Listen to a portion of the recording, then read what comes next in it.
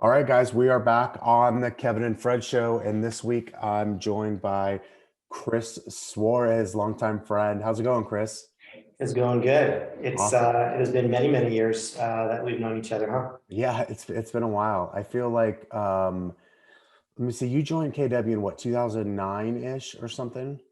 Maybe even before that. Yeah, I think I joined in '07, middle of '07 because that's when I got licensed, and then probably sometime by late, I think it was Mega Camp 2008 was like the first time I ever went to Austin or any sort of like big national event. I don't remember if it was there or some point the following year, but I feel like our paths crossed fairly early on as we were kind of both kind of thrust into a bunch of things there. So it's been a minute. Yeah, I think you have that time frame right, actually. You somehow still have hair. I do not, but Yeah, I mean, ask me in a year. We'll see. It's been a year, buddy. We'll see how this year goes. right.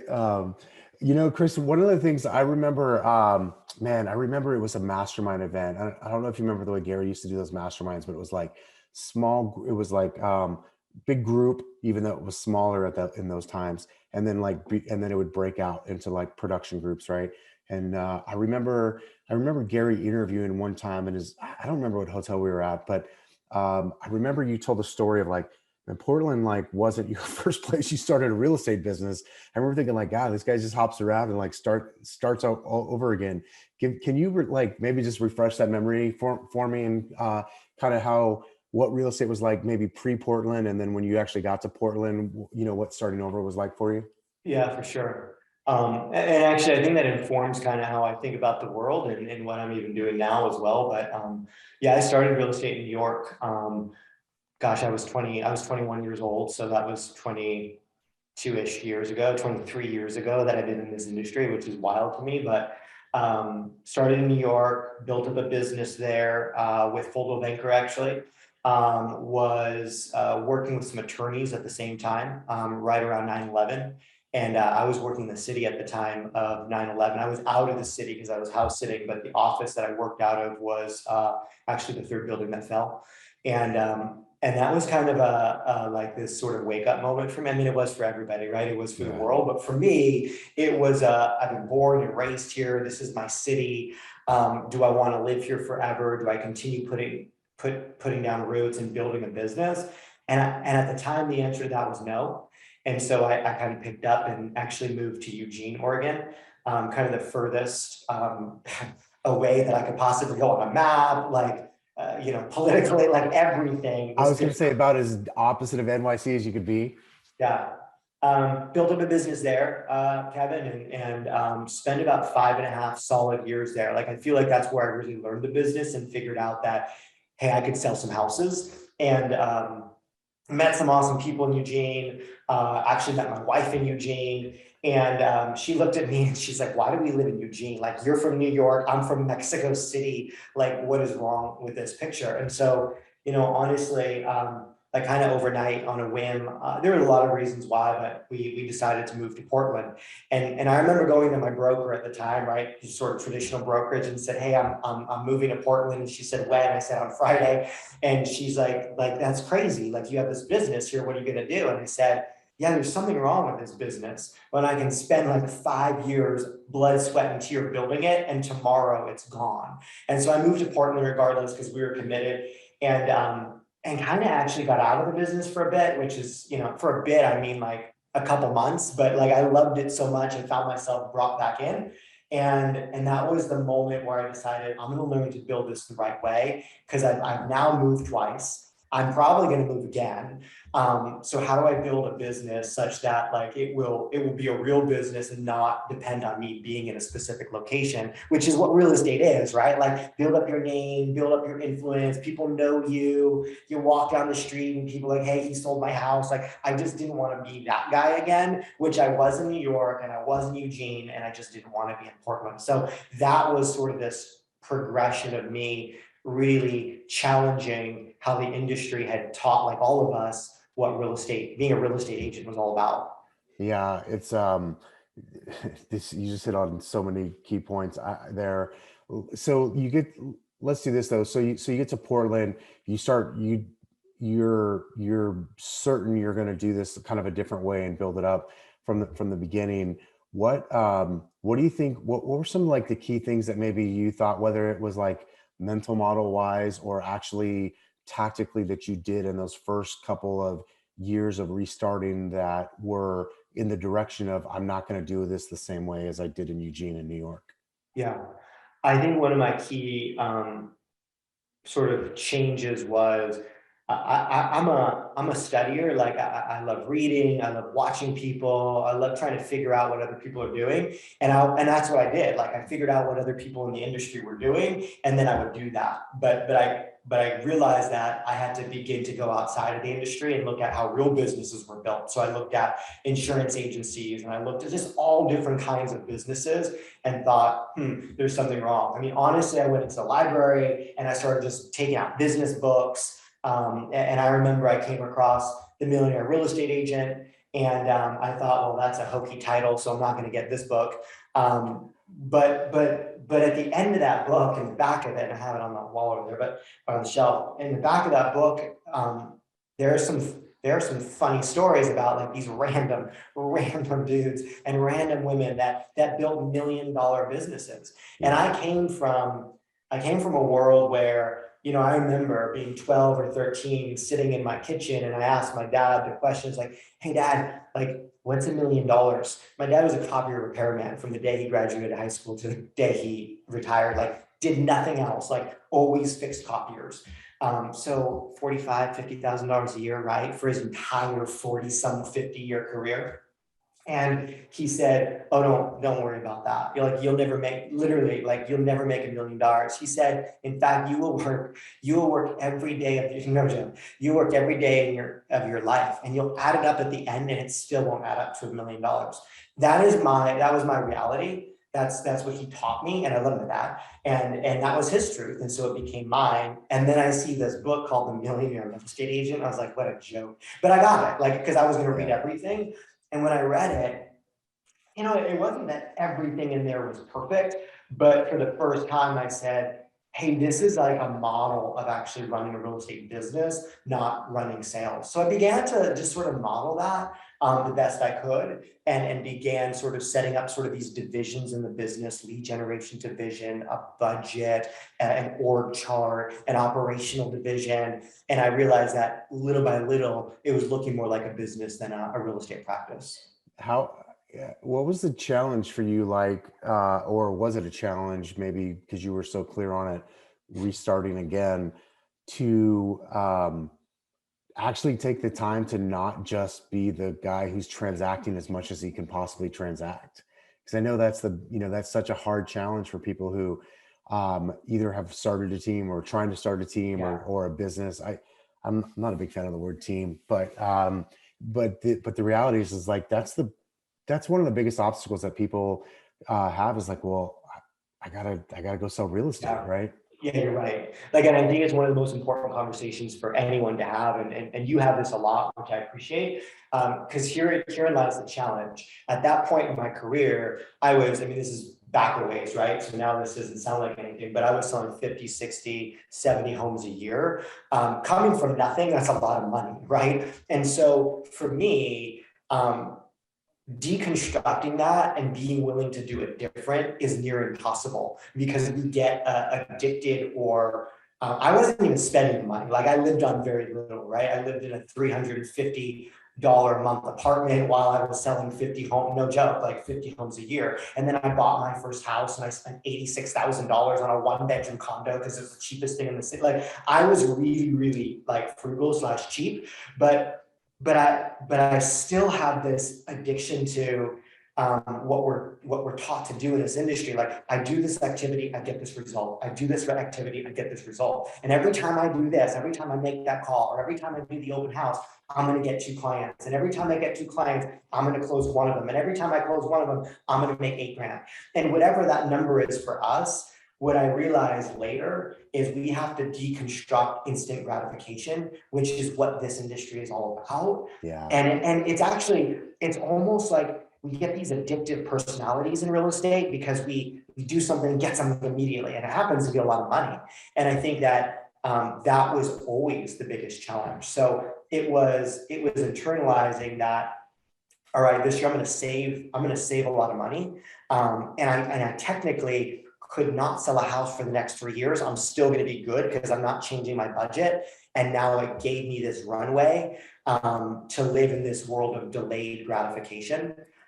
It's why one of my favorite behavioral studies of all times is that study done in the 70s by Walter Mischel with the marshmallow, Yeah. because it's just this clear picture of instant gratification. I'm going to eat the marshmallow. I'm going to go and pick up the phone and get a sale, versus, no, you said you'll give me 2 if I wait these 15 minutes. For me in business, I believe I'll get 2 sales if I actually build out this system or follow this process. Like, it is that delayed gratification. So for me, I have that picture indelibly sort of just ingrained in my mind of my being the kid with the marshmallow.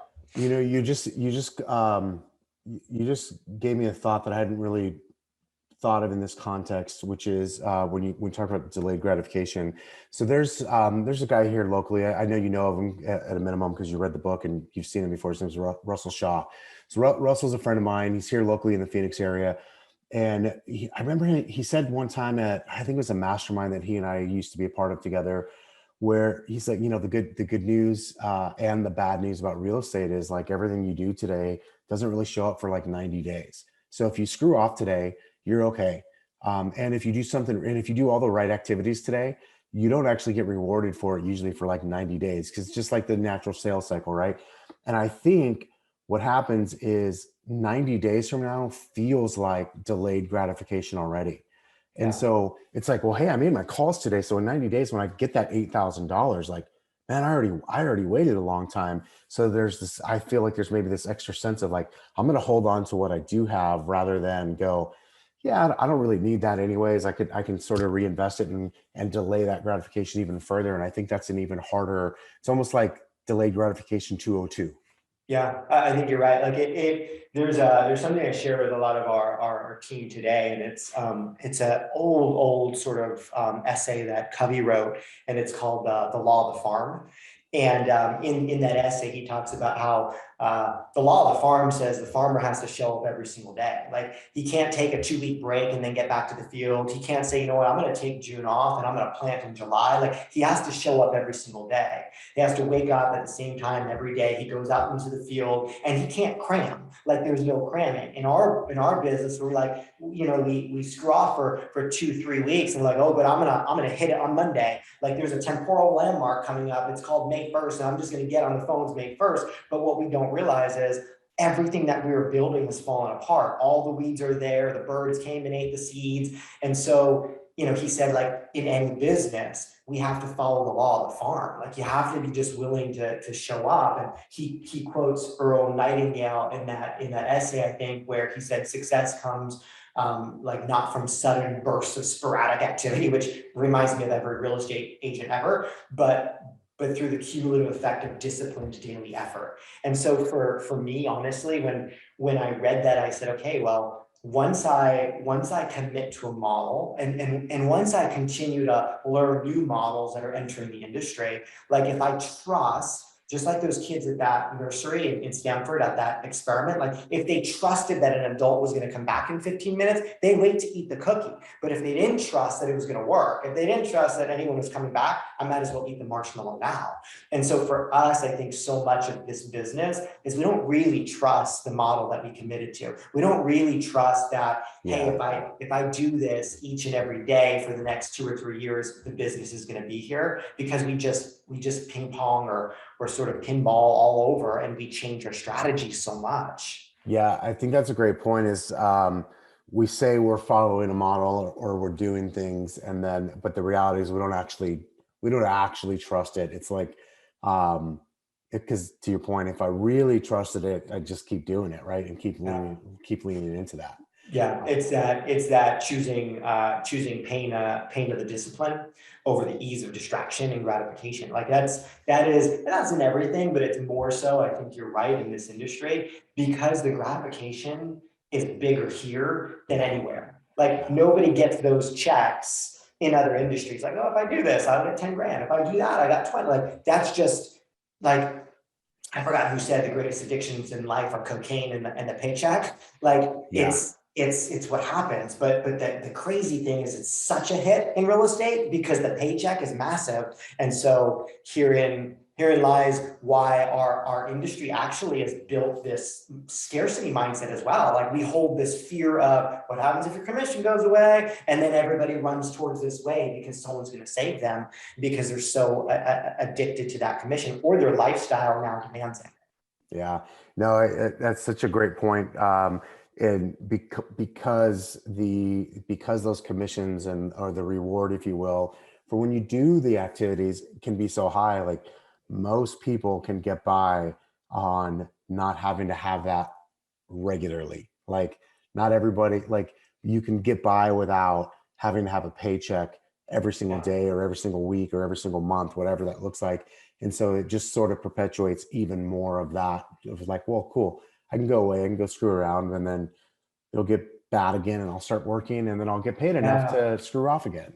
But that's because that's only because our win is the paycheck. It's only because like we've Yeah. attached like what we do to that result. And so that's why you're right. Like we don't need one a day. We don't even need one a week, most of us, right? We could have, I mean, well, look, the average agent has one every other month. So the fact is there the attachment of what we're working for is what causes that attachment to the paycheck.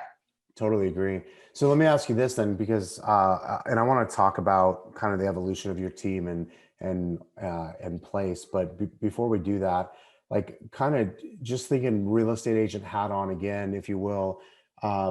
What do you see as with the people you're talking to and your experiences, like the biggest obstacles and how people can actually go from just being good at sales into turning their sales into a business, right? Like what are the main obstacles or tactics that people need to tackle more of? Yeah. I think it's consistency, right? Which we've talked about, like consistency. I don't know. I don't care how bad you are when you start. If you're consistent at it, you are, unless we're the lamest real estate agent that ever walked into this industry, you're gonna get better by doing it consistently. Like I was never good or great at anything. I just did it consistently over a period of time and got better and better and better and better and better and better and better. 23 years later, I show up okay, right? So for one, it's consistency. But I think the other part of it is I'm a big fan of partnership.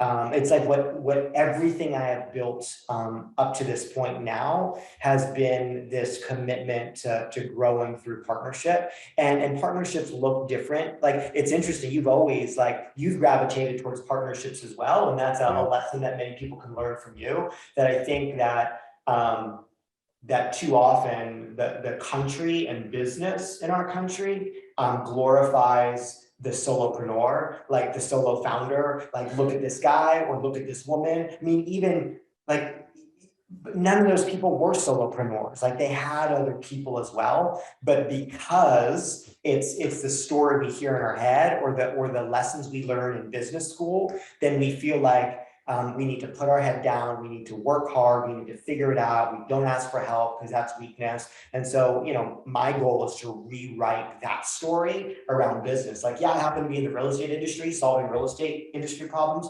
But my real win at the end of the day is rewriting that business conversation such that people are more open to look at partnership and look at it as strength and not weakness. So I actually think that is a huge win for a check mark in the building a business column is finding the right partnerships in order to do that. Yeah, I mean, when you look at other businesses, I mean, in other industries, you know, I mean, it's almost never one person. It's almost never like, granted, we all think of Elon Musk and Jeff Bezos and, et cetera, when we think of like big businesses. But at the end of the day, when you go look at even most tech companies, most like founders, like they end up recruiting a founder team, right? They're out there finding other, what would normally be like maybe first employees that are actually they're basically hiring business partners. And that happens so often. And for some reason in real estate and a few others, maybe not so much. And I don't know if it's because it's like the service type of business or what the deal is. But yeah, I mean, I couldn't agree with that more. I think that, yeah, I don't know.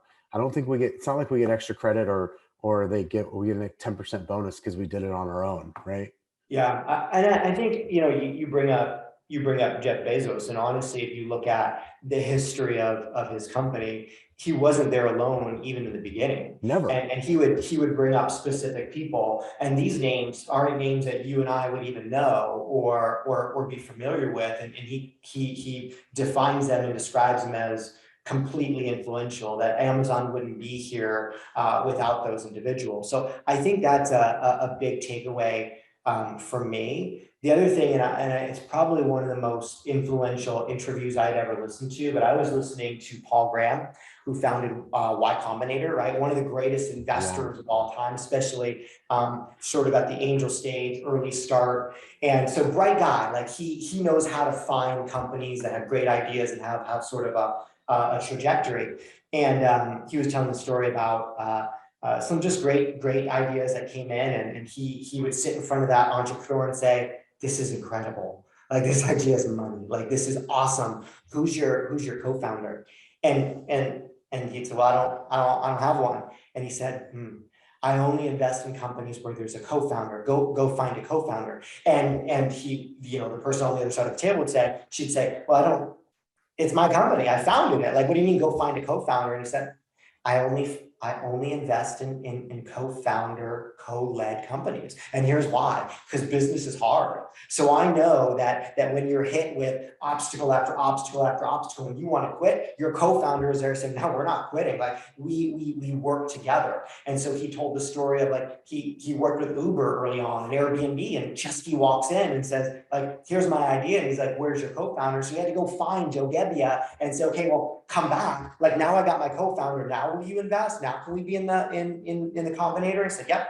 And so I think there's like looking at building a company worth something. Look, like that's what I mean by going outside of the industry and learning from people that have built companies. I looked around and said, "Well, shoot, like I'm 16, 17 years into this and I don't have a co-founder. Like it's just me. Like and that isn't going to build what I want to build." And so for me, that was it's a sort of an eye-opening conversation from someone around how do I reframe even my mindset you brought up earlier, my mindset of what partnership really is. Yeah. So speaking of that, like let's just transition there. So nowadays, obviously, maybe not obviously. So let's do this for the listener, maybe that doesn't know Chris Suarez that well and does not know what Place is. Um, Tell us a little bit about what does your day look like? What's your job today, Chris? And what is your company doing today? And how does that relate to real estate agents? Yeah, that's fair. I'm not sure what my job is. And it's all the jobs, but realistically, I woke up one day and realized that our industry wasn't going to be here in 6, 7, 9, 10, 15 years. And honestly, I don't know what that number is. It didn't matter to me if it was 20 years because I saw my company still here in 20 years. Like I might not be doing what I'm doing, but someone in this company is. So I needed to make sure that I was solving problems for the future. And my business partner today, Ben Kinney, was the same way. He woke up every day and said, "Gosh, I know I'm selling a lot of homes, but that's not going to solve the problems for the future." And we just saw these massive, at the time, real estate teams. And I'm like you, like now I look at them as they're not teams with their real estate businesses. There were these massive real estate teams and they were selling lots of homes, but they really weren't doing anything different. They were just getting bigger. Like they were getting bigger and putting more time into it. So that's how they sold more homes. They went from 50 to 100 to 200 to 300 to 500. Like there was teams doing 1,000 and you think, well, how in the world? Well, they have 120 people. And so I took a step back and said, that isn't going to solve the consumer's problems nor the business owner's problems. So we over, gosh, a 5-year period began sort of sketching out what it was that the you and I's of the previous you and I's of the world, right? The real estate team owners really needed. And we looked at other businesses and there was this business model sort of sprouting up in other businesses like dentists and doctors and attorneys, and it was a business service platform. Like these firms or practices ran on this business service platform that would take care of their website and CRM and lead gen and lead conversion and their marketing and management and accounting and HR and legal and recruiting and talent retention and coaching and training. And so he said, why doesn't the real estate business have this? And so at first we said, well, does brokerage do that? Is that what brokerage is trying to solve? And they're not. Like brokerage has a purpose. Like it's a one-to-many solution. It is, hey, what can we do? What can we build such that as many real estate agents can plug into this platform and run businesses, right? And sell homes a little bit easier. That's a service that for the 1.4 to 2.4 million, right, real estate agents, whichever number you look at, they need that. That's fine. But the top business owners, they needed something else. And that's what Place is. It's a platform that helps those top real estate business owners and their staff in each market eliminate almost all daily business tasks so that they have more time to then help buyers buy, help sellers sell, help investors invest.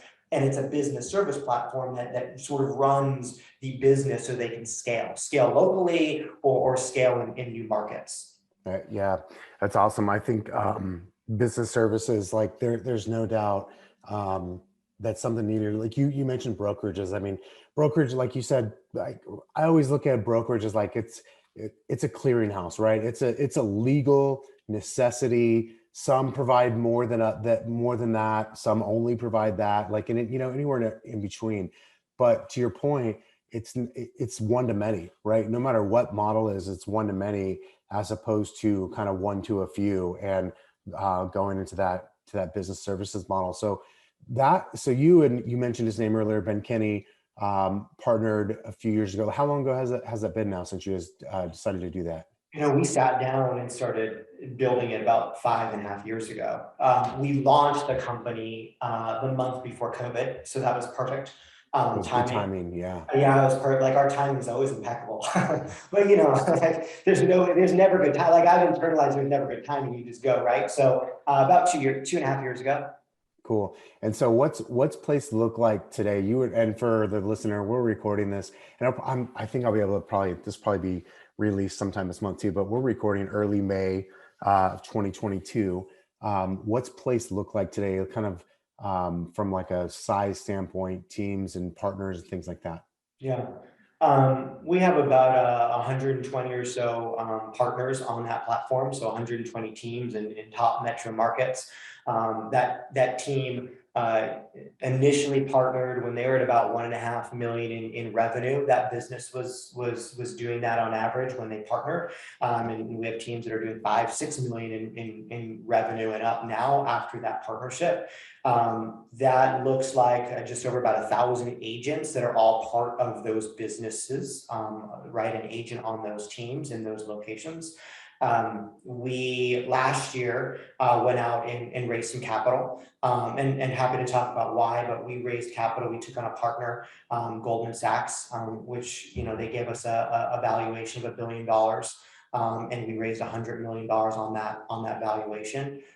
To really then scale and build and move faster. And that's because we believe that that the consumer is driving our industry now, and the consumer has shown up to the table and said, hey, we need this to be easier. Like we don't want to talk to 6 or 7 or 8 different consultants and professionals in this process. And by doing that, we believe that the consumer loyalty gap in our industry is lower than any industry, like shockingly lower. Like we're at a 13% consumer loyalty gap, and you look at insurance agents and they're at 96, accountants are at 95, attorneys are at 92. Like it's crazy, but that's because we as consultants say, hey, just let me sell your house. Like I'll sell your house. Like let me get to the commission, instead of holistically saying, how do we actually provide a service for the life cycle of homeownership, from purchase to sale to management to maintenance to insurance to financing. And so in order to do that, that takes capital, and that's why we went out and raised that money.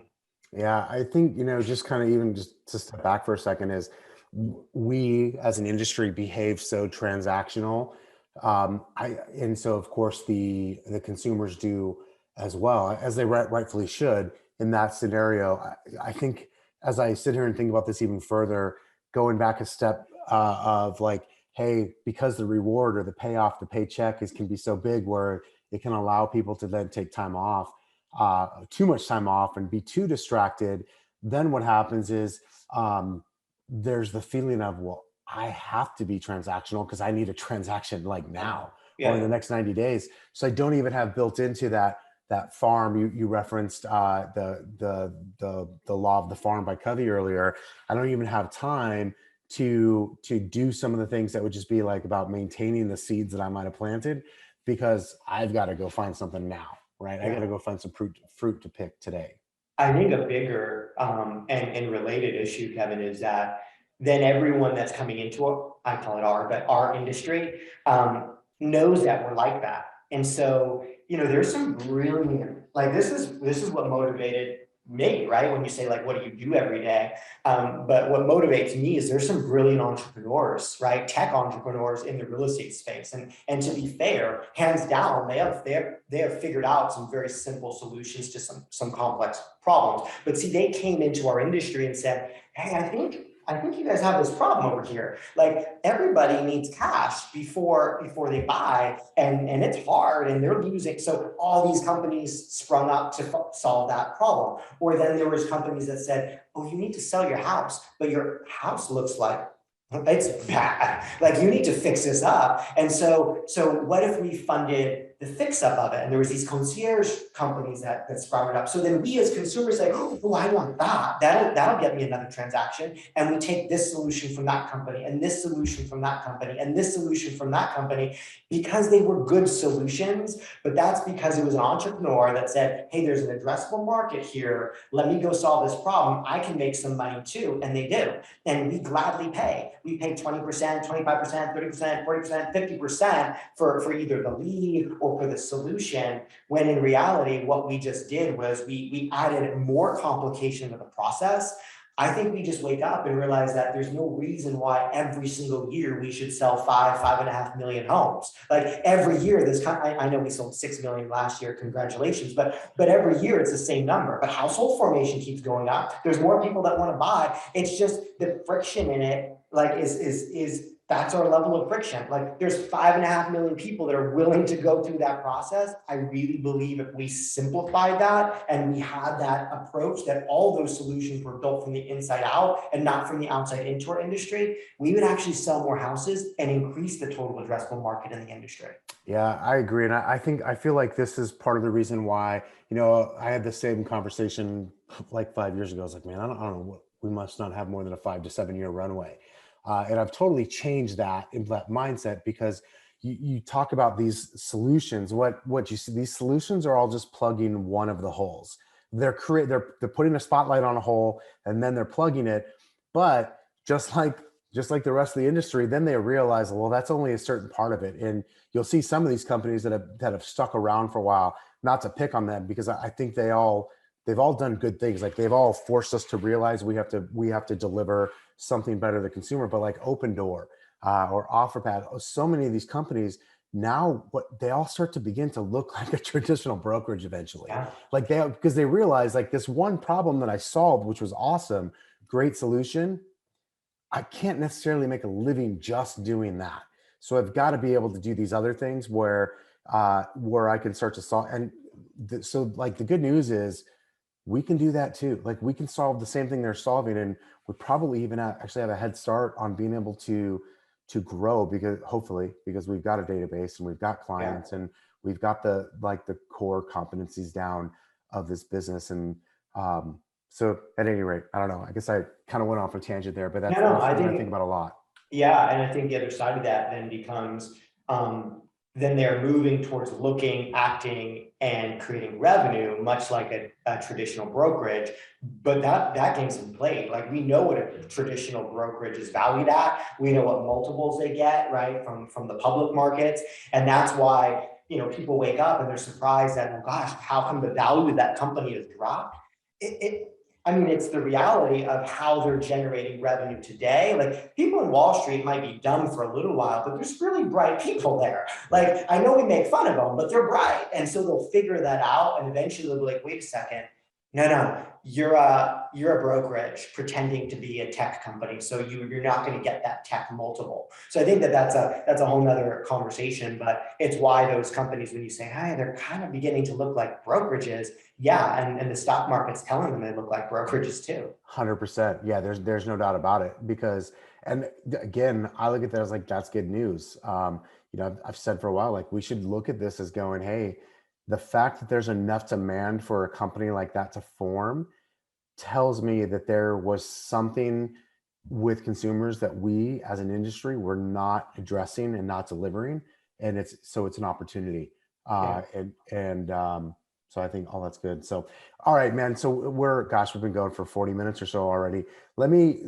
About place, like, so gosh, over 1,000 agents kind of total between the 100+ partners in all the major metro areas. Like you guys have raised money. You guys are doing a lot. Like what's next? Like, what do you see happening for place over the next 12 to 18 months? And let's just kind of give a teaser there. Yeah. Um, our belief is that the real estate consultant will facilitate consumer decisions at all points of the real estate transaction and for the whole life cycle of home ownership. What that means is we need to be able to deliver those solutions to the business owners and their agents. And by doing that, one, it will create a better consumer experience, which we believe ultimately has to be the main focus. Like we learned that from Jeff Bezos, right? For 25 years, he said, I know, but I'm going to focus on the consumer and the business will grow and it'll be profitable. So if we make decisions for the consumer, but truly believe that all of the value will be delivered by the agent, and that will actually open up new economic opportunity for the business owner, the business owner of those real estate businesses, as well as the agents that are on those teams to build books of business that have multiple revenue streams, which will solve our talent acquisition, talent retention problem, which has always been an issue in this industry, because it'll be less transactional and it will be a life cycle of homeownership. Yeah, I love that. Chris, for the person listening who's like, that sounds cool. I want to learn more about this kind of business service thing that place is doing. What's the what's the place for people to go to kind of learn more about that or explore more of that? Yeah, that word works brilliantly. Right? But it's place.com. Like our goal is to bring everything home to one place. And so, right, on place.com, consumers as well as industry professionals can go and find out more about what we do, how we see the world, what we're building, and how to be part of it. Awesome. And I know you guys too are like, I just saw you recently at an event that you just put on, and are, kind of always doing, if someone wants to kind of catch up with you, whether it's something you're doing virtually or in person, speaking events, things like that. What's the best place for people to keep up with Chris? Yeah, probably like I'm on LinkedIn probably more than anything. So just LinkedIn, Facebook, I'm there too. So they'll track me down. You nerd, LinkedIn. Are you the one sending me all the bot spams in my in? 100%. That's just me. It's just me. You're doing it all. Yeah. That's awesome. Yeah. All right, guys. Chris, as before we sign off, man, anything else that we didn't touch on that we should have, or question I didn't ask you that I should have? No, I think big picture, businesses are built on people, right? And so as you think about like where am I today, right? Real estate agent, team owner, business owner, it doesn't matter where we are. Every successful business isn't just about the idea or the tech or the innovation. It's about the people, and getting into business with good people and smart people and driven people is what great businesses are all about. And so continue building with that in mind. And so eventually, what do I do every day? I'm in talent acquisition, right? So I'm talking to people every day, looking for ways to get into business or partnership with them. So that's just our philosophy. Awesome. All right, guys, check it out. Place.com. You can find Chris. We'll link to his LinkedIn, maybe even his Facebook page as well, in the show notes. And we'll talk another time. Chris, thanks for taking the time today, dude. My pleasure. Thanks for what you do. All right, guys. Talk to you next week.